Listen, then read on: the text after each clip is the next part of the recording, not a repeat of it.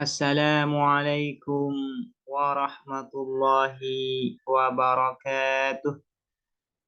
Bismillahirrahmanirrahim. Alhamdulillahi rabbil alamin. Wabihi nasta'inu ala umuri dunya waddin. Wassalatu wassalamu ala ashrafil anbiya'i wal mursalin. Sayyidina Muhammadin wa ala alihi wa sahbihi ajma'in. Allahumma faqqihna fid din wa 'allimna at-ta'wil amma ba'du. Qala al-musannifu rahimahullahu ta'ala wa nafa'ana bihi wa bi'ulumihi wa amaddana bi asrarihi wa bikum fid daraini amin. Bismillahirrahmanirrahim. Mari kita melanjutkan ngaji kitab Risalatul Adab fi ilmi adabil bahsi wal munadharah. Sekarang kita akan menjelaskan terkait al-badihi al-awwali. Sebelumnya sudah dijelaskan bahwasanya tasdik itu secara umum dibagi menjadi dua. Ada yang disebut dengan tasdik badihi. Badihi itu artinya pasti atau jelas. Di dalam buku-buku logika, biasanya badihi ini diartikan atau diterjemahkan sebagai aksiomatik. Jadi tasdik badihi itu artinya proposisi aksiomatik. Dan yang kedua disebut dengan tasdik nadhari. Nadhari ini artinya bernalar. Di dalam buku-buku logika, nadhari ini diterjemahkan dengan spekulatif. Jadi tasdik nadhari itu artinya adalah proposisi spekulatif. Kemudian tasdik badihi ini secara terperinci dibagi menjadi 6. Yang pertama disebut dengan al-badihi al-awwali. Nah, apa yang disebut dengan al-badihi al-awwali? Ammal badihiyul awwali, adapun al-badihi al-awwali, al-badihi artinya jelas ya, atau diartikan sebagai aksiomatik. Sementara al-awwali itu artinya yang pertama. Ada beberapa pendapat ulama kenapa al-badihi al-awwali ini disebut dengan al-awwali.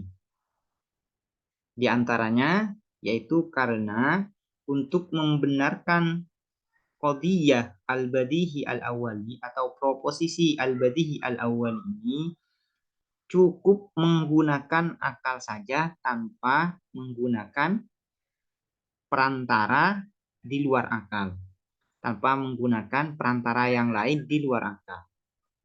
Sehingga sejak pertama kali akal ya menangkap qadiyah ini langsung membenarkan. Ketika pertama kali akal ini mengetahui qadiyah ini, akal langsung membenarkan. Itu yang disebut dengan al-awwali. Sebagian ulama mengatakan demikian. Ada yang mengatakan kenapa al-badihi al-awwali ini disebut dengan al-awwali yang pertama?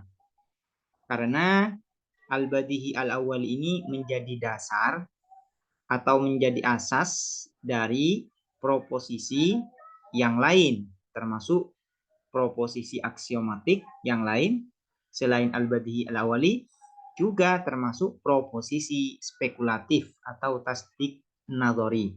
Semuanya bermuara atau asasnya adalah al-badihi al-awwali. Nah, sekarang apa yang dimaksud dengan al-badihi al-awwali? Fahuwa maka adapun al-badihi al-awwali kullu qadiyatin ialah setiap qadiyah proposisi yakunu yang ada hukmul akli fiha, apa penghukuman akal fiha di dalam qadiyah bisubutil mahmuli lil maudhu, dengan tetapnya. Subut ini bisa diartikan hamal ya, sama dengan hamal subut ini. Bisubutil mahmuli, dengan tetapnya atau berlakunya mahmul lil maudhu'i, pada maudhu'nya, bimujarradi tasawwuri tarafaiha, ialah dengan semata-mata menggambarkan, membayangkan dua sisi qadhiyah. Wahuma, dan adapun tarafaiha, al mahkumu bihi, ialah mahkum bihi, wal mahkumu alaihi, dan mahkum alaih, bihaitsu, sekiranya, dengan sekiranya, la yahtaju, tidak butuh apa hukmul akli, ila wasitotin, pada perantara, aslan, sama sekali.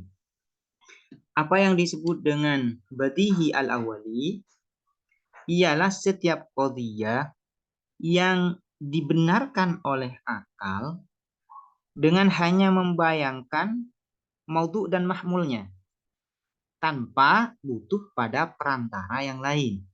Hanya cukup akal saja. Misalnya ketika akal ini mengetahui makna dari maudhu' dan mengetahui makna dari mahmulnya, maka akal langsung membenarkan subutul mahmul lil maudhu' ini, atau berlakunya mahmul terhadap maudhu'nya, atau kebenaran dari qadhiyah ini tanpa butuh pada perantara yang lain.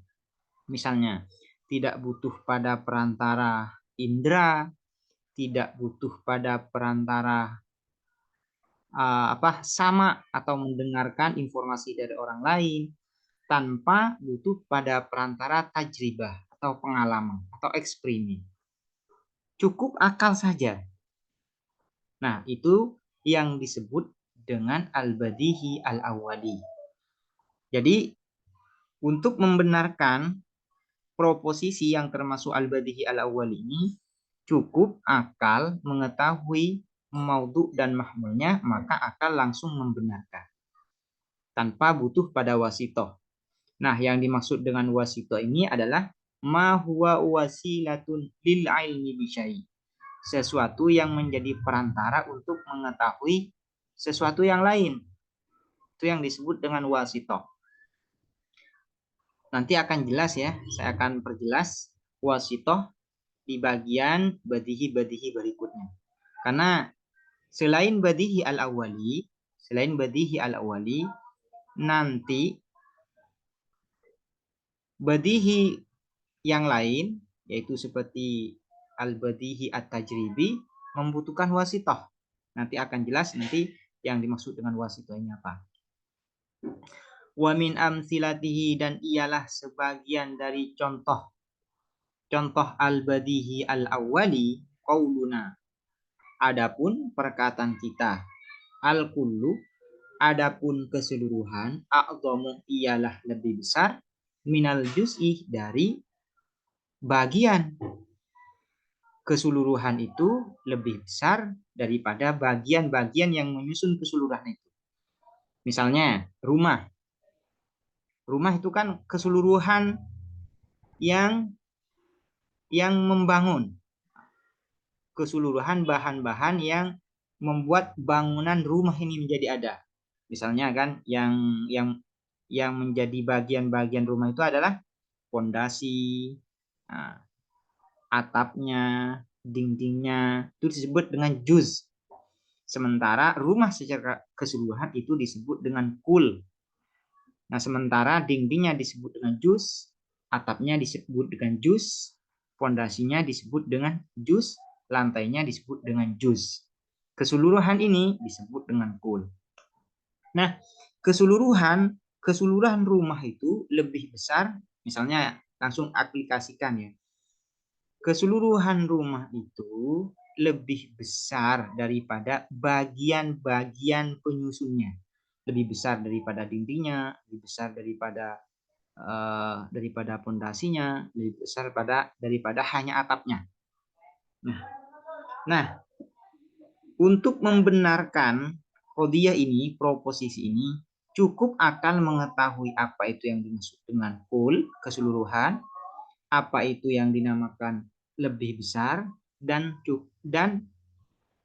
mengetahui paham apa itu bagian.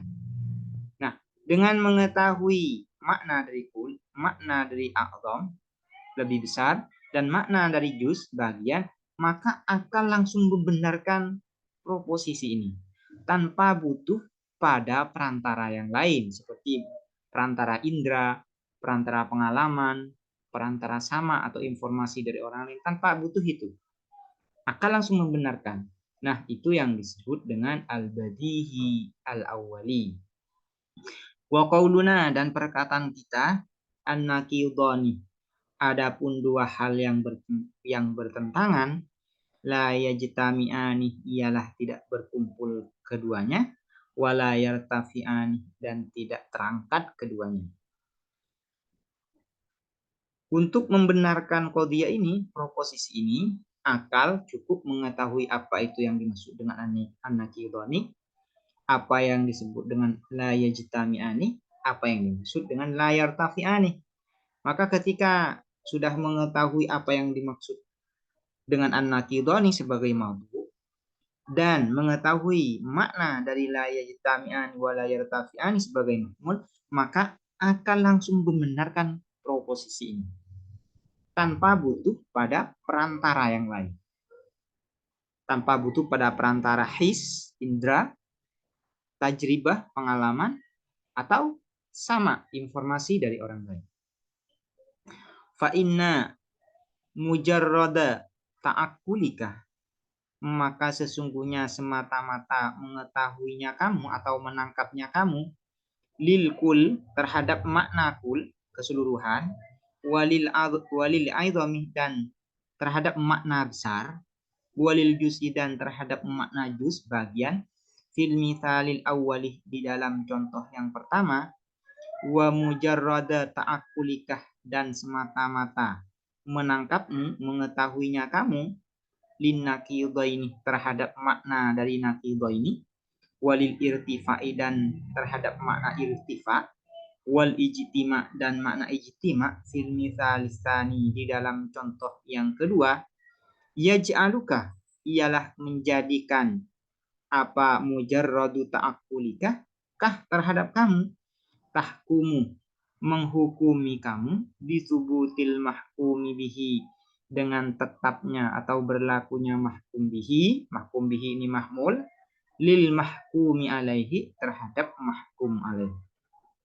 Artinya untuk membenarkan qadhiyah, proposisi yang termasuk badihi al-awwali ini, sekali lagi saya tegaskan, cukup hanya akal saja. Cukup akal membayangkan arti atau makna dari maudhu'nya dan makna dari mahmulnya, maka akal langsung membenarkan subutul mahmul lil maudhu', atau membenarkan qadhiyah tersebut tanpa butuh pada perantara yang lain atau wasitoh sama sekali, seperti wasitoh indra dan sebagainya. Demikian, semoga bermanfaat dan dapat dipahami. Assalamualaikum warahmatullahi wabarakatuh.